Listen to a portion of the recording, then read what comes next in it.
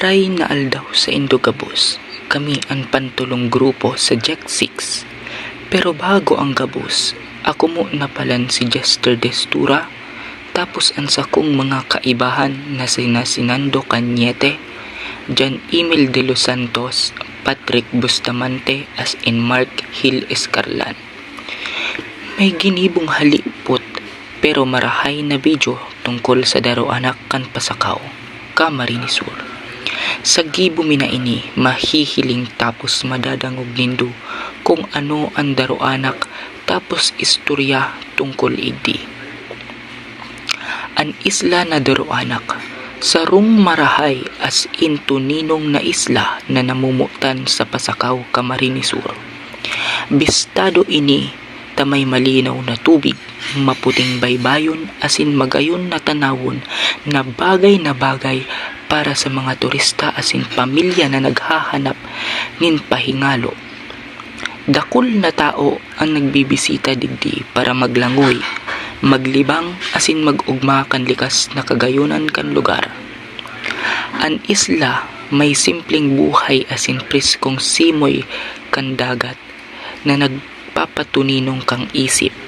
Sa palibot kan daro anak mahihiling ang mga gapo, kahoy asin malinig na palibot na talagang nakakaugma. Sa kabuuan, ang isla na daro anak sarong perpektong lugar para sa mga mahilig sa pagsakat sa matataas na mga bundok. Magagayon na tanawon as in malinaw na karigusan. Ini sarong patunay na ang Camarines Sur mayaman sa magagayon na lugar na dapat bisitahon asin pabisto sa ibang tao. May sarong kwento o alamat tungkol sa daro anak na iistoryami sa Indo ngunyan. Tungkol ini sa sarong aki na nagngangarang Nindaro na halos iyo ang aram na kwento kan mga taga Pasakaw na nakakaaram kan daro anak.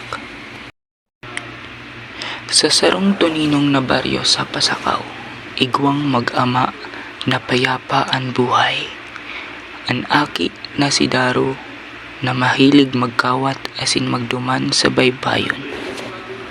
Ama, makawat lang po ako sa gilid ng dagat. Daro, dahil ka magpararayo ha. Dumang ka sa nasaran eh. Iyo po ama, di man po ako mapararayo, sa gilid lang po ako. Nagningirit si Daro habang nagkakawat sa gilid kan dagat.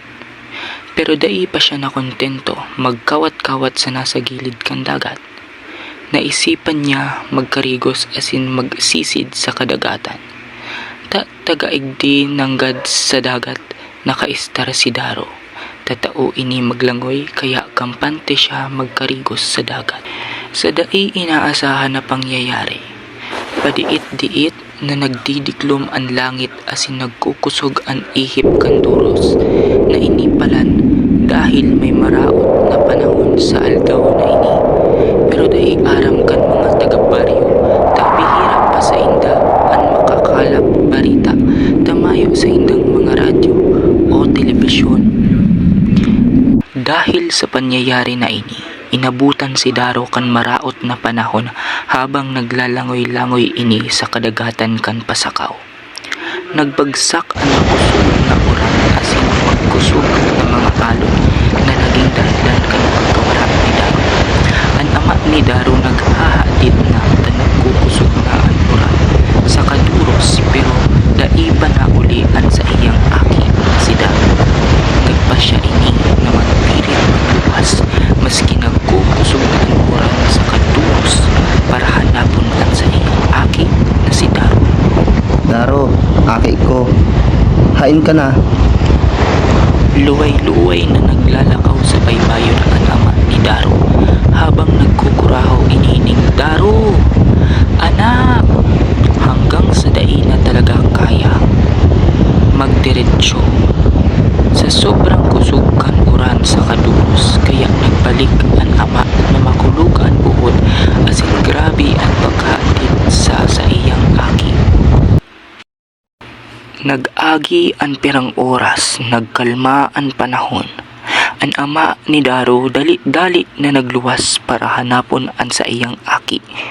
Naghapot-hapot ini sa mga kababaryo ninda. Marinaal daw sa inyong mga taga-baryo. Hapot ko lang kung nahiling nindo si aki ko na si Daro, dahil kaya siya nakabalik sa bago magraot ang panahon. Ay pasensya na ka baryo, pero dai ko baga nahiling si Daro. Ta nagdali-dali man ako magkasikaso igdi sa harong, ta biriglaan sa nabagasib pagraot kang panahon. Huri ko baga tong naling si Daro kan marayray pa si panahon. Nagkakaot sa may baybayon, tas paghiling ko otro, nagkakarigos na parayo sa baybayon. Ay sus Mariusip na aki iyan, ta nagpararayo sa baybayon. Dumana siguro ito inabutan kang maraot na panahon. Musna taiban may ka maghanap kay Daro.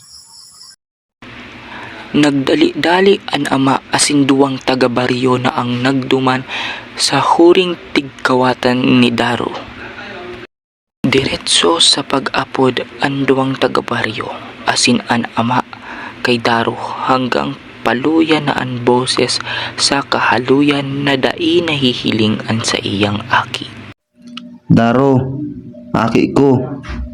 Hain ka na. Daro. Daro! Daro! Hain ka na! Nag-agi ang pirang oras na paghahanap pero dai ninda nahiling pa si Daro. Pasensya na ka baryo, pero garo dayta na mahihiling pa si Daro. Makamundo man ining isipon pero garamain talaga si Daro. Makusog baga si Uran, Duros, asin alon sa bago. Kaya garo dita na mailing si Daro, tabaka kung saan na siya dinarakan dagat. Daro, aki ko.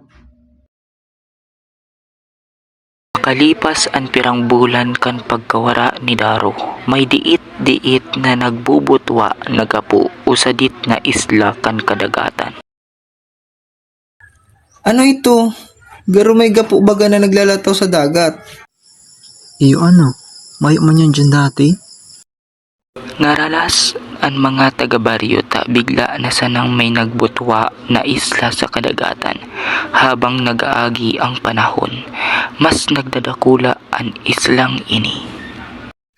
Baka simbolo ini kang nawawarang aki na si Daro. Baka iyo, ta dyan baga sa kadagatan na yan, huring nahiling si Daro. Ang misteryosong pagbutwa kan salit na isla ang nagpatubod sa mga taga-baryo na ini ang pamati asin simbolo kan nawawarang aki na si Daro. Dahil sa pagtubod na ini, inapod ninda na ini ang isla na Daroanak. Hali sa pag-apod kan ama sa nawawara niyang aki na si Daro.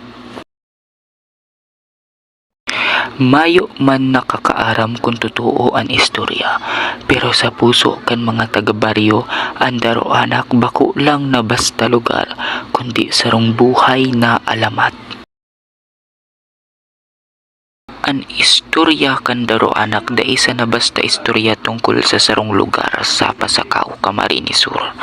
Ini sarong paalala kan importansya kan sarong pamilya, pag-ingat sa dagat asin pagrespeto sa sarong kalikasan.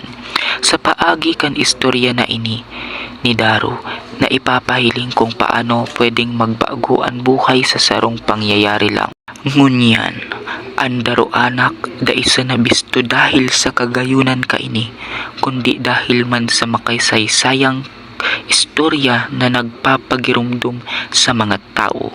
Ang lugar na nagsilbing simbolo kan paglaom, pagrumdum asin pagpadangat kan pamilya para sa saindang mahal sa buhay. Bilang mga tao, dapat ta pagpahalagahan asin protektahan ang satong lugar na igwanin kasaysayan tanganing dai malingawan ang mga istoryang nagpapabisto sa satuyang kultura asin pagkatao.